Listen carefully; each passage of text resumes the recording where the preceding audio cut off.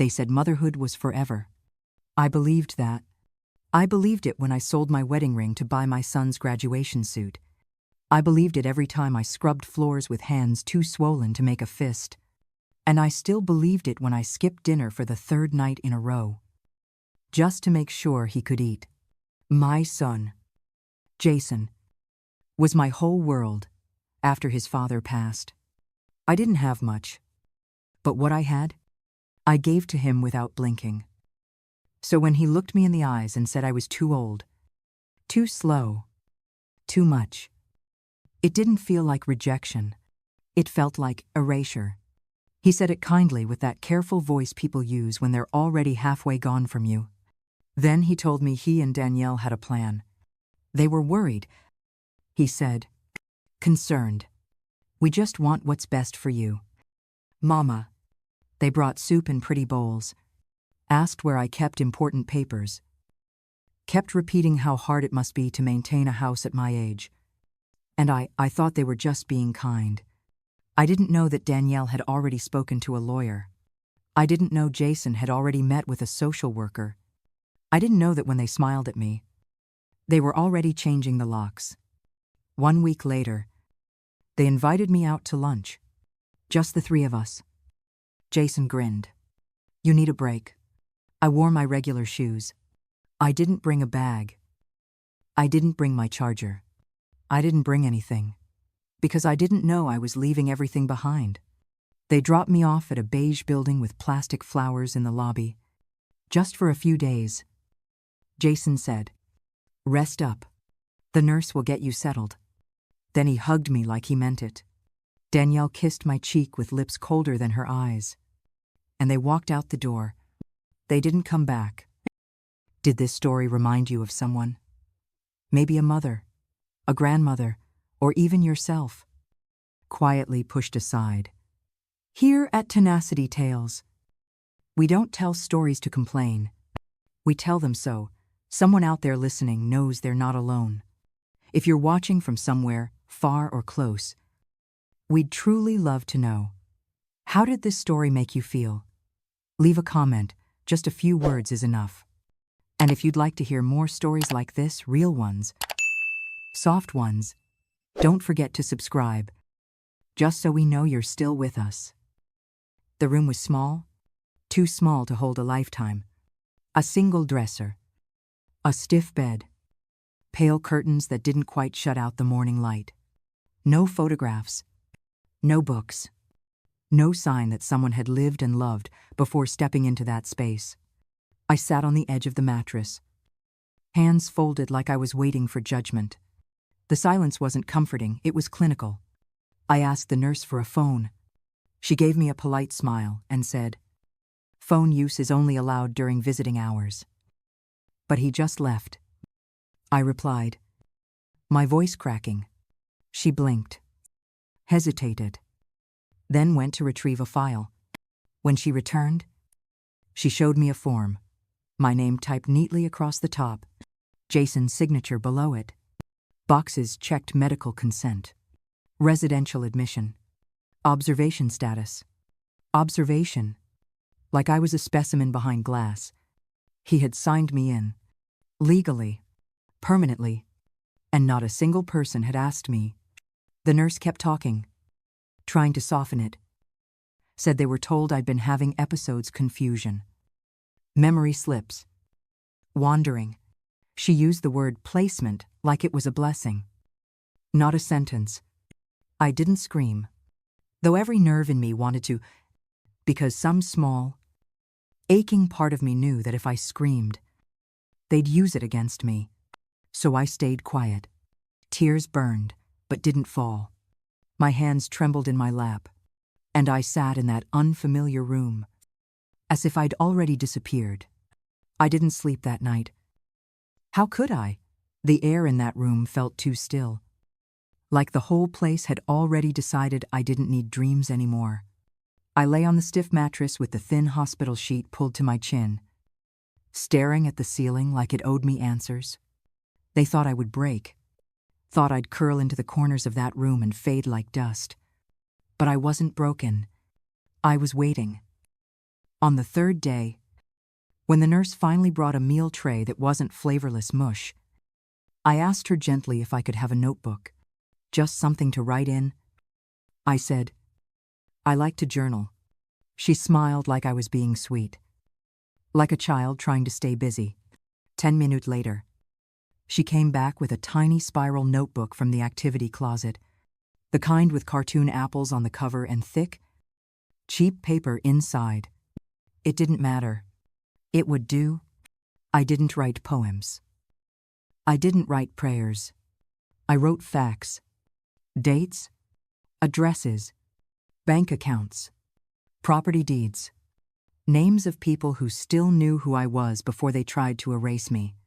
And Monica Reeves, my old lawyer. I hadn't spoken to her in over 2 years, but I remembered her number.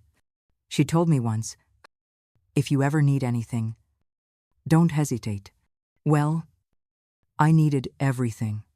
They thought I wouldn't notice when my name disappeared from the gas bill. Thought I'd be too confused to realize the joint account was frozen, that the groceries stopped being delivered, the insurance emails stopped going to me. But I noticed everything.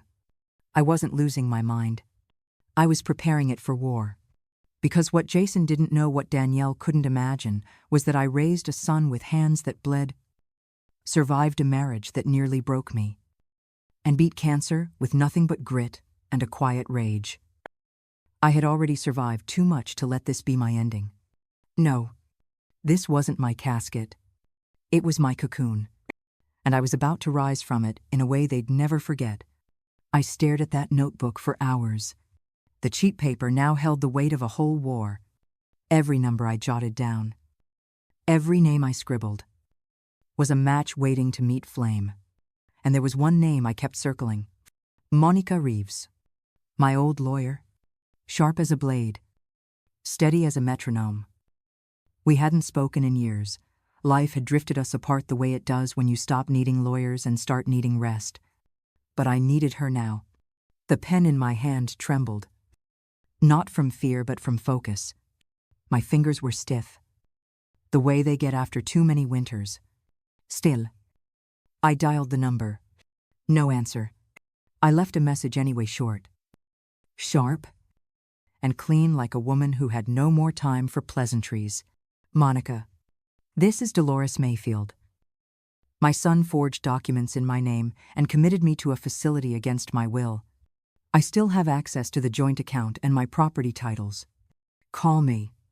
I set the phone down, hands buzzing. I didn't cry, didn't hope. I just sat with the silence like a woman waiting for a storm she'd already predicted. She called back the next day. Before lunch, Mrs. Mayfield. Her voice was careful at first, like someone trying to confirm a ghost. "Are you safe? As safe as a woman can be after being locked away by her only child?" I said. Her pause was deep and hot, full of fury and disbelief. "Tell me everything." So I did. Every word, every lie, every signature I never gave. She listened without interrupting once, but I could hear her typing. Fast. That Friday, Monica drove 3 hours through hard rain. I watched her march through the front doors of the nursing home. Black coat soaked, briefcase in hand like a sword. She told the front desk she was my attorney. Their eyes changed. Suddenly, the staff were nervous. Suddenly, my name mattered. The manager tried to pull her aside, explain how they were only acting in my best interest. But Monica wasn't having it. She came into my room like a storm contained in heels. "You are not staying here another week," she said. "And if they give us trouble, we sue them too." That was the first time I breathed deeply in weeks. Really breathed. Not just air, but belief. That this wasn't the end. That I wasn't crazy. That I had a sword again. And her name was Monica. There was no goodbye. No nurse waved from the hallway. No farewell speech. Just a zipped-up bag Monica had packed with fresh clothes, and the sound of my own footsteps finally echoing in the right direction. I walked out of that facility, slower than I used to, but straighter. Each step felt like a reclaiming of name, of breath, of self. Freedom doesn't always come with fireworks. Sometimes it's just a clean sidewalk, a breeze that doesn't smell like bleach, a door opening outward. We didn't go home. I didn't want to. The house felt too full of ghosts wearing Jason's face. Instead, Monica booked us a private suite in an extended stay motel. 2 beds, a kitchenette, and a little window that overlooked nothing in particular. But it was quiet, and no one could lock me in. We made tea with hotel cups. She took off her heels, and then we got to work. Monica laid out the plan like blueprints for battle. We would begin with a revocation of power of attorney, the one Jason had forged without a blink. Then we'd file for a capacity evaluation. From the very doctor who had privately told me, "You're sharp as ever. Mom, I don't know why you're here." We'd open a formal case for elder fraud, forgery, exploitation. And, most important of all, we'd freeze the joint account Jason was using to pay his fancy mortgage. He'd stolen my voice. Now I was taking the mic back, and I wouldn't be whispering. Jason didn't know I was out. That was the best part. He still thought I was tucked away behind locked doors. Out of sight. Out of mind. Still thought he could sip wine on my velvet couch, while the world believed he was a loving son making the hard decisions. But, oh, he was about to learn. That weekend, Monica filed the petition. It wasn't just a complaint, it was a legal demand for a partition sale. Because Jason had moved into a house he didn't own, and I had never given him consent to live there. Legally, we had every right to force a sale, and if he refused to leave, we'd go to court. Let the sheriff knock on the door instead of me. That image alone got me through the next few days. I could picture him sitting in my living room, my feet propped on the coffee table I refinished by hand, telling Danielle how they inherited the house from a mother who'd lost her mind. They didn't inherit anything. They stole it. And now, they were about to choke on it. Preliminary hearings moved faster than expected. Monica knew the right pressure points, the right phrases. She called it surgical. I called it justice. Then came Tuesday. At precisely 7:00 a.m., Monica's private process server arrived at the house. The envelope was thick, the documentation airtight, everything signed, notarized, and ready. According to the man Monica hired, Danielle answered the door, in a silk robe, with one eyelash hanging sideways. She screamed. Jason appeared behind her, shirtless and pale as a ghost. He read the papers, then slammed the door. I didn't need to be there. I didn't need to hear it. Knowing was enough. That evening, my phone rang. Unknown number. I let it go to voicemail. Then it rang again. And again. On the 4th call, I answered. Mom Jason's voice sounded smaller than I remembered. Like a boy who'd lost something he never really owned. "We got something in the mail today. Is it real?" I didn't respond. He kept talking. You're evicting me from my own house," I inhaled slowly. "Do you mean the house you threw me out of silence?" "I never signed those papers," I said. "You forged my name. You emptied my accounts. You tried to erase me." His voice cracked. "That's not what happened. I was left in a room full of strangers. Jason. With no warning. No bag. No dignity.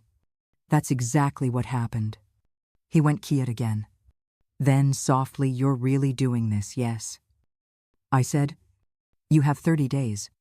I hung up before he could answer. And for the first time in months I slept. Really slept. No nightmares. No shaking. Just sleep. Monica and I celebrated with sparkling cider in paper cups, laughing over old game shows. While outside, The storm I didn't start finally began to fall on the house. I once bled to keep warm. The phone didn't ring again for days. When it finally did, I almost didn't pick up.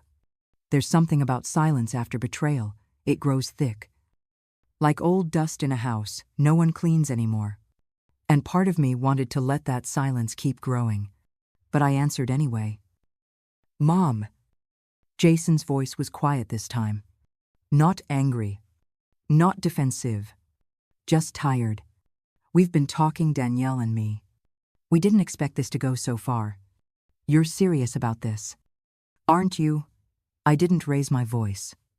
Didn't let the weight of it break me again. "You mean the house?" I asked. "The one you kicked me out of before my bed was even cold," he exhaled. "We were trying to do what's best." "No," I said flatly. "You were trying to do what was easiest." And easiest meant removing me, tidying me up like an old piece of furniture you didn't want to deal with anymore. "That's not fair," he whispered. "Fair?" I almost laughed. I woke up in a room full of strangers. No suitcase. No toothbrush.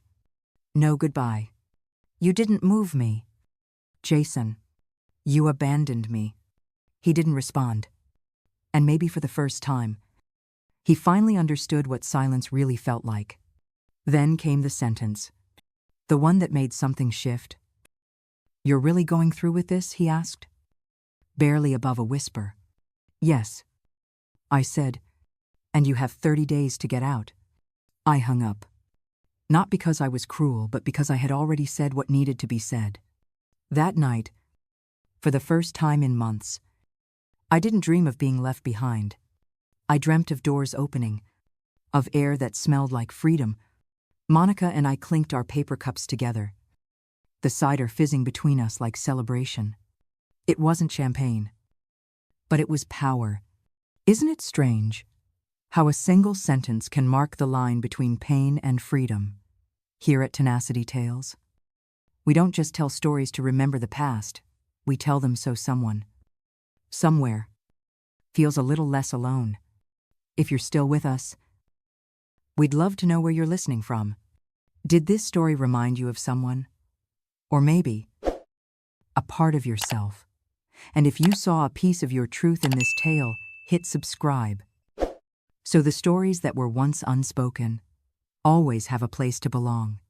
And now, let's continue with this emotional story. We didn't rush. That's the thing about real power. It doesn't move fast. It waits. It watches. It strikes when the silence is loud enough. Jason didn't know I was out. Didn't know I had already hired a realtor.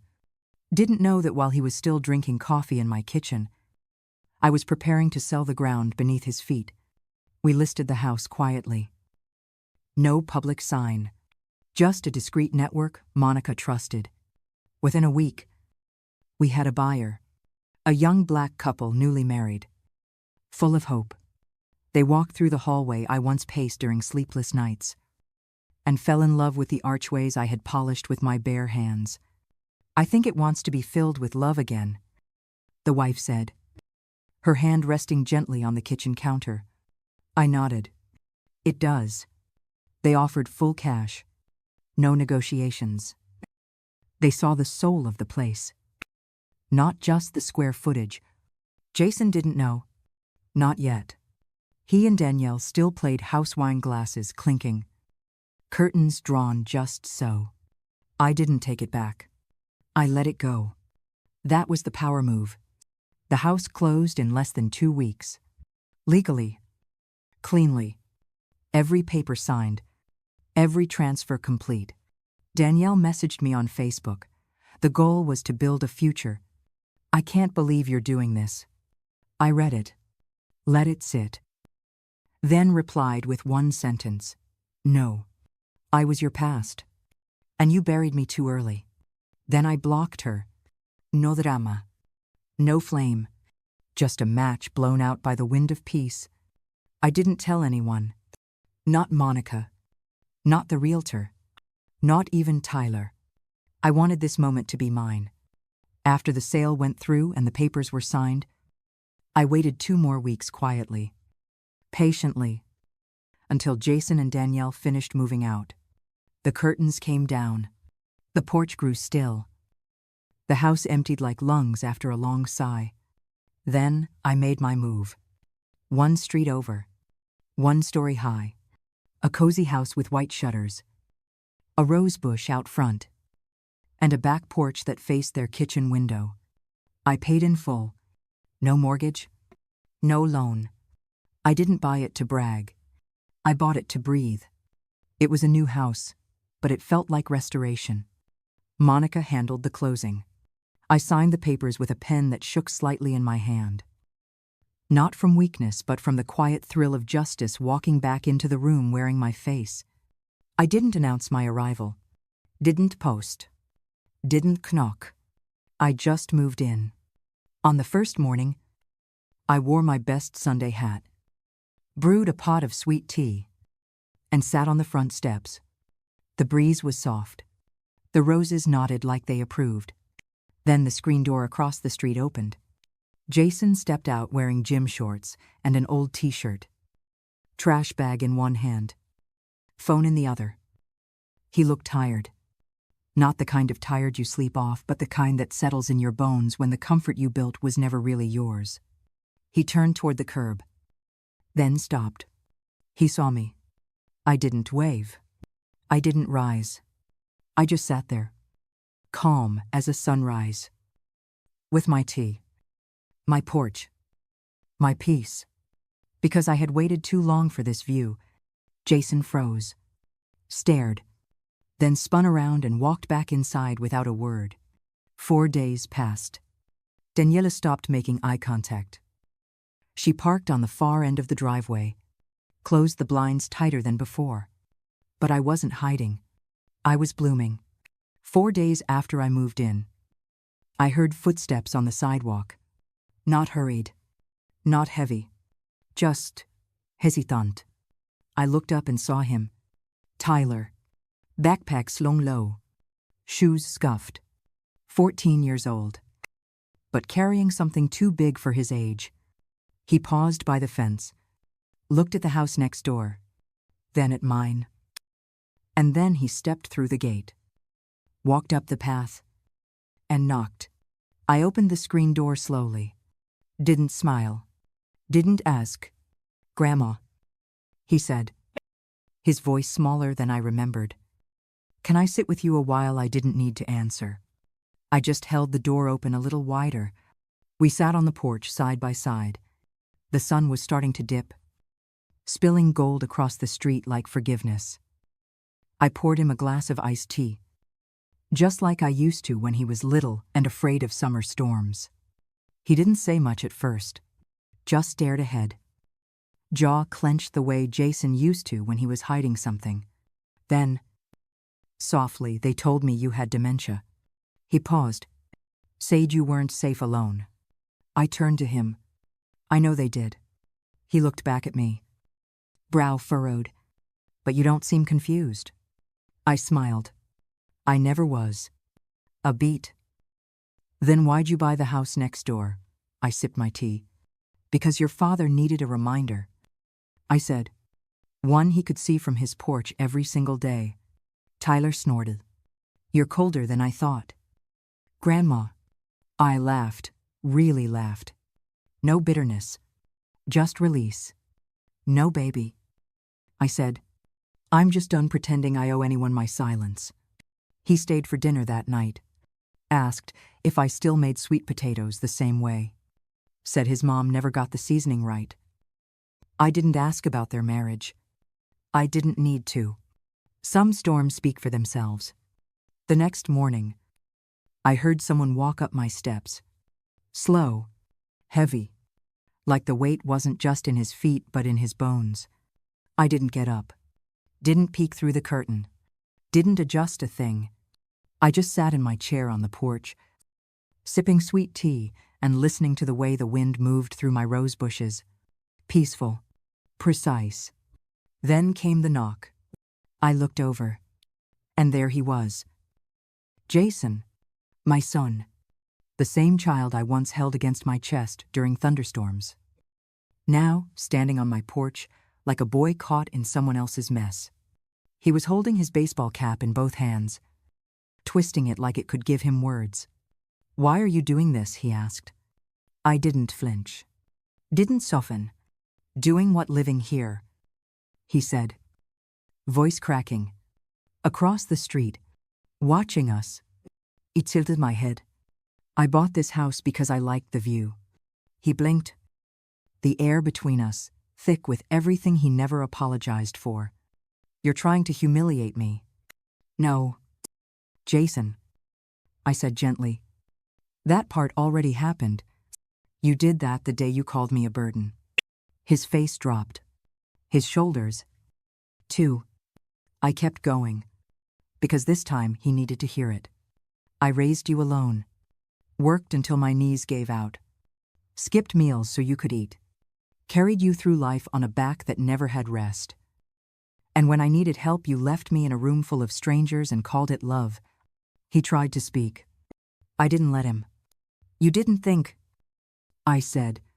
"You didn't ask. You assumed I would just fade. You counted on my silence." He looked down at the porch wood, as if it could forgive him better than I could. I stood slowly, not to intimidate him, but to remind myself I could. "This is my piece. Jason," I said, "don't knock unless you plan to earn your way back into it." And then I turned, walked back inside, closed the door. I didn't slam it, didn't cry. I just sat back in my chair and listened to the sound of the roses blooming, one bloom at a time, as the man who thought I was gone stood alone on the porch of a life he tried to rewrite without me. I didn't have to lift a finger. That's the thing about truth when you stop chasing it. It starts chasing the ones who tried to bury it. It started small. Danielle stopped looking in my direction. She avoided eye contact like it might burn. She parked farther down the driveway, kept her sunglasses on even at dusk. I didn't gloat. I didn't speak. I just watered my roses and waved to the mailman. But I watched the way the porch light across the street stayed off more and more. Watched how the curtain stayed drawn even in daylight. How Jason's car sat longer and longer without moving, as if even it didn't want to go anywhere anymore. Then, one Sunday morning, I looked out my kitchen window and saw a crooked for sale sign being shoved into their front yard. I almost dropped my tea.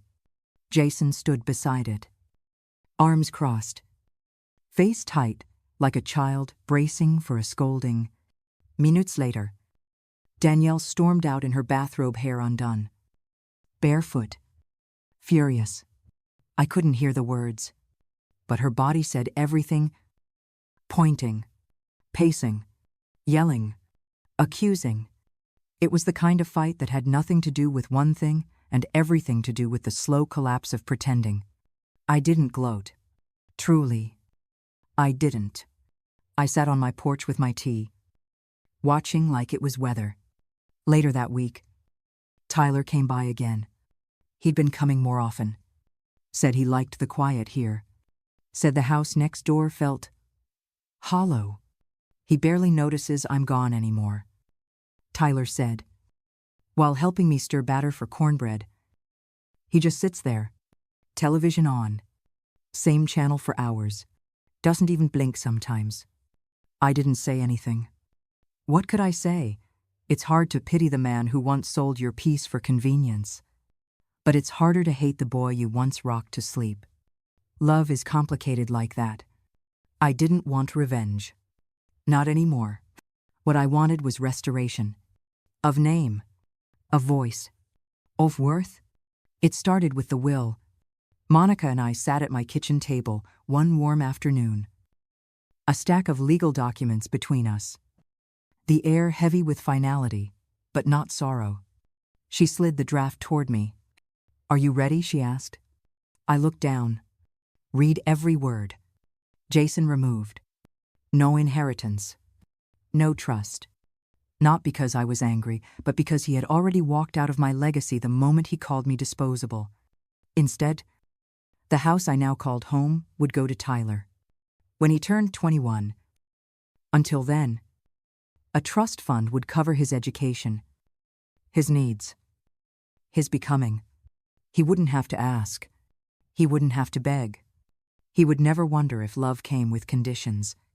The rest, the profits from the house sale, my retirement savings, an old life insurance payout, I knew exactly what to do with it. There were women like me. So many. Women discarded by the very hands they once held as babies. Women called confused when they were only exhausted. Women silenced because they still remembered too much. I didn't want to save the world. Just make sure no one like me would feel like a burden again. So I started a fund, the Mayfield Legacy Grant, a quiet kind of justice, a hand that reaches back without needing applause. I made the first donation myself, $50,000. Anonymous. Because it wasn't about my name. It was about what that name had survived. Jason found out on his own. I didn't tell him. Didn't warn him. Didn't feel the need to explain. The will was finalized. Notarized. Filed. Done. 2 months after it was signed, Monica called to tell me he had requested a copy of the estate plan. She'd handed it over with a smile. Said she wished she could have seen his face. He called that night. I knew it was him even before I looked at the screen. I picked up, but said nothing. "Mom," he began, his voice tight and forced calm, like he was trying not to sound panicked. "I just spoke with your lawyer. Is it true?" I stayed quiet. "You're cutting me out completely." A pause. Then I answered, "No. Jason, you did that all by yourself. The moment you signed my name on papers, I never saw. Sold my things while I was still alive, and called it mercy." Silence. I said I was sorry. He said finally, "And I forgave you." I replied, "But forgiveness doesn't mean inheritance." He tried to say something else, but I hung up. Not because I was angry, but because the conversation was already over long before he picked up the phone. That was the last time we spoke. A month later, he moved out. No oo-haul, no goodbyes, just a faded for sale sign that disappeared one day, and a silence that settled like dust behind him. The neighbors said he went to Florida. Others said he moved in with friends. I didn't ask. I didn't need to know. Because the day he left, I sat on my porch, tea in hand, and felt nothing. And that, after everything, was the sweetest kind of peace. Jason never said goodbye. Not with words, not with boxes, not even with the slam of a car door. He left the way silence leaves a room slow. Invisible, but permanent. The house next door looked like a shell. The porch, once full of Danielle's laughter and clinking glasses, was now a graveyard of flower pots and quiet. No more wine tastings. No garden parties. No lights on after dusk. The curtains stayed drawn. Even during the day, the mailbox overflowed, and Jason, I saw him once or twice, sitting on the porch in the same wrinkled t-shirt, a beer in one hand, eyes locked on nothing, like he was trying to listen for something he knew would never speak to him again. I didn't wave. Didn't nod. Didn't do a thing, because this wasn't my sadness to carry anymore. Tyler had practically moved in by then. Split time between my house and school, kept his clothes in the spare room, called it our place now, asked if we could grow tomatoes next season. Of course we can. I told him we could grow anything we wanted, because no one was going to uproot us again. One morning, a certified letter arrived from Monica. Inside was the final draft of my will signed. Sealed. Exactly the way I wanted it. Jason 0. Tyler everything. The house, the trust, the grant, the future. I read it twice, not because I doubted it, but because I needed to feel it. To feel what it's like when the power finally sits in your lap and doesn't ask to be handed back. I placed it in my drawer beside the photos of my wedding, the lock of Tyler's baby hair, and my mother's old handkerchief. I closed the drawer slowly, like closing the cover on a book I had written in blood, but now was finally done reading. By then, Tyler had settled into a rhythm. He split time between school and my little house. But most nights, he slept in the guest room that used to be full of boxes and memories I didn't dare unpack. Now, it was his space. Our space? He called it home without hesitation. Not once did he ask when he had to leave. One evening, he came into the kitchen while I was cooking chicken and cornbread. He leaned against the counter, backpack sliding off his shoulder. He doesn't even notice I'm gone. He said, quiet. Matter of fact, I didn't ask who he was. We both knew. I think, Tyler continued. He's just given up. I stirred the pot a little slower, not in surprise, but in a silence shaped like sorrow.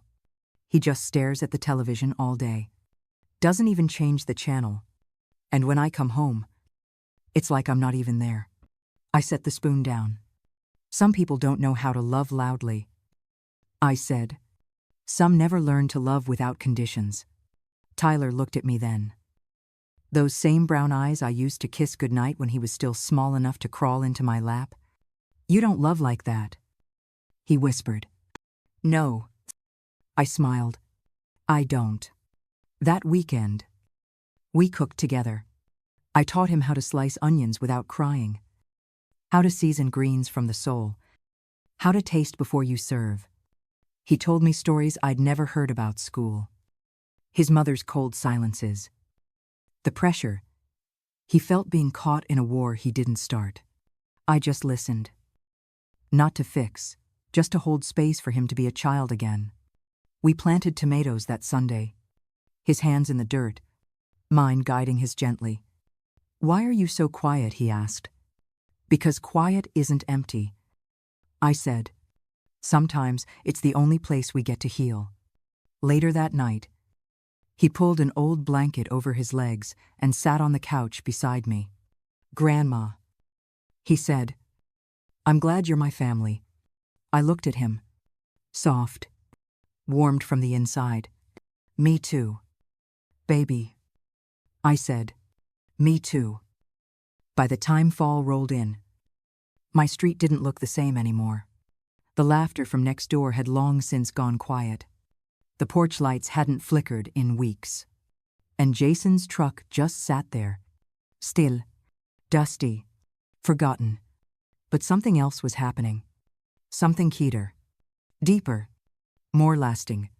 People had started talking, not in gossip, but in quiet, knowing nods, in softened greetings at the market, in the way the deacon's wife slipped me an extra pound of peaches and whispered, We heard, Miss Dolores, and we see you.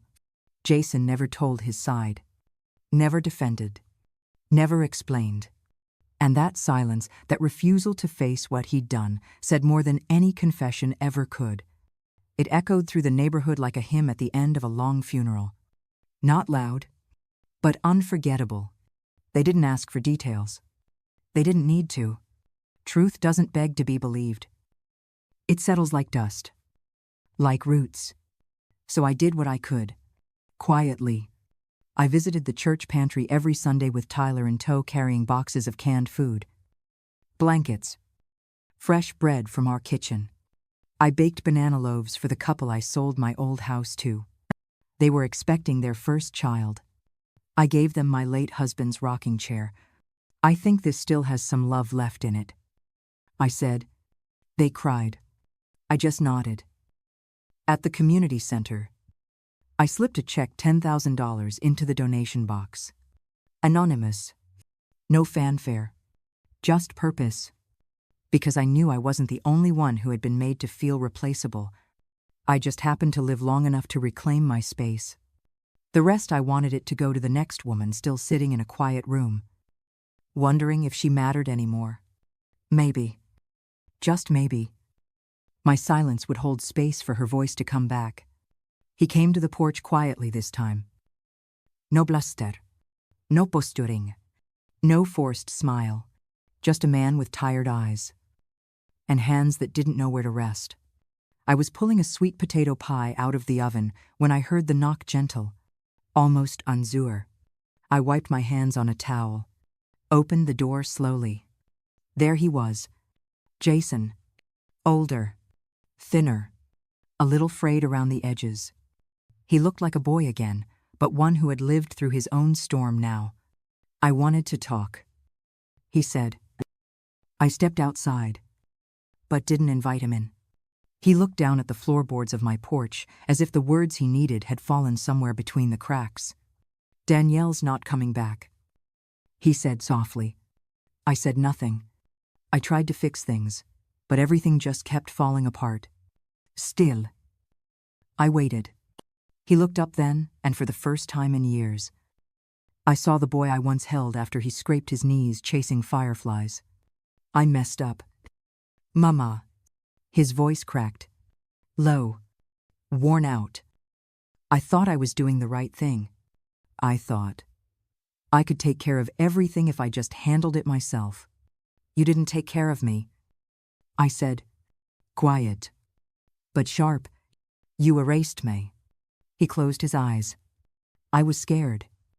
He said, I didn't want to lose everything, but I lost you instead. I let the silence settle like dust around us. I don't expect anything, he whispered. I just wanted to say it. I was wrong. I nodded. Once? Just once. You thought you could bury me, I said, but you didn't know what I still had left in me. You forgot what I gave up to build that house. To raise you. To keep your lights on? He looked down again. Shame washing over him like a quiet tide. I didn't forget, he whispered. I just tried to rewrite the ending. And I was wrong. I took a breath. Deep, anchored. Tyler is safe with me, I said. He can stay as long as he needs.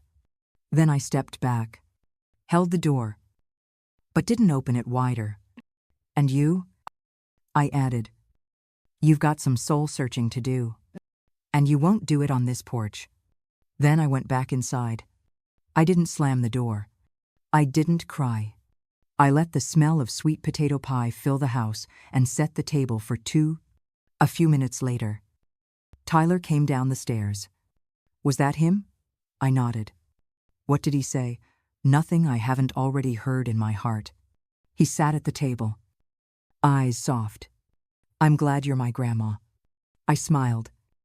Me too. Baby. Me too. Outside, Jason sat alone again. But this time, I didn't feel anything. Because peace, once reclaimed, is not something you ever surrender again. Peace, once reclaimed, is not a finish line. It's a foundation. And I intended to build something on it. By the time Jason stopped knocking, Tyler had stopped waiting. He no longer glanced out the window when the doorbell rang. No longer asked, should I go home this weekend? My house had become our house. Our table always set for two. Our mornings filled with laughter over two crispy toast and orange juice that somehow always got spilled. He studied at the kitchen table now, sprawled across it like a boy who finally felt rooted. One evening, after a quiet dinner, he asked, Grandma, do I have to leave when I turn 18? I looked at him.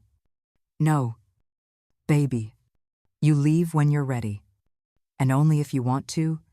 His shoulders dropped, relief rushing in where fear used to sit. It was then I knew he needed more than love. He needed certainty, security, structure. So I called Monica again. The met over tea. No briefcases this time. No fire in her eyes. Just soft paperwork. And the gentle weight of future planning. She drafted the full trust. The house, already in my name, would pass to Tyler when he turned 21. Until then, a fund would cover everything: school, food, clothes. And if anything happened to me, he'd have a guardian of my choosing. Jason wasn't even mentioned. Not in the trust, not in the will, not in any of the documents that now carried my name with pride. Instead, we started something new: the Mayfield Legacy Grant. I donated the first $50,000 straight from the sale of the old house and my retirement savings. It would go to women like me. Women discarded by the very people they raised.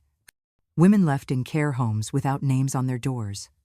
Women who weren't confused, just unheard. The community center helped organize it. Local volunteers stepped in. We created a hotline, a ride-share program, even a team of legal advocates. For every woman still waiting on a phone call that never came. One afternoon, Tuiler asked, "Why didn't you keep it all, Grandma?" For us, I smiled. Because this house is for us. But the world is bigger than us. And the next woman, she shouldn't have to burn down her life just to be heard. They asked me to speak at the community center. A seminar on elder justice, power of attorney abuse, fraud, financial control, the kind of things people whisper about, but rarely confront in daylight. I stood in front of that crowd, mostly women, mostly over 60. Some with their hands folded like mine had once been. Some with their eyes already full of things they hadn't said yet. I didn't bring notes. I brought the truth. They will call you old, I said. They will call you a burden. They will smile while stealing the life you built. And then I paused. But let me tell you something. I looked at every woman in that room the way I wish someone had looked at me when I sat in that nursing home room alone. There is power in silence. There is power in stillness. There is power in the law if you're brave enough to use it. Some clapped. Some cried. One woman hugged me so tight afterward. I could feel the years she'd been waiting to be seen. And maybe that was the real victory, not the house. Not the will. Not the money. But the echo. The ripple. The proof that even a woman once discarded can become someone else's blueprint. That night, I walked home slowly. Tyler had set the table. He'd made grilled cheese burned one side, but the other was perfect. "Bave," Roy Heck called out. I smiled. And in that little kitchen, with the lemon polish still lingering in the air and my grandson humming along to old soul music, I realized I wasn't living the last chapter of my life. I was finally living the first chapter of one that was entirely mine. If this story reminded you of your mother, your grandmother, or yourself, help Tenacity Tales keep stories like these alive. A like, as subscribe sometimes. That's enough.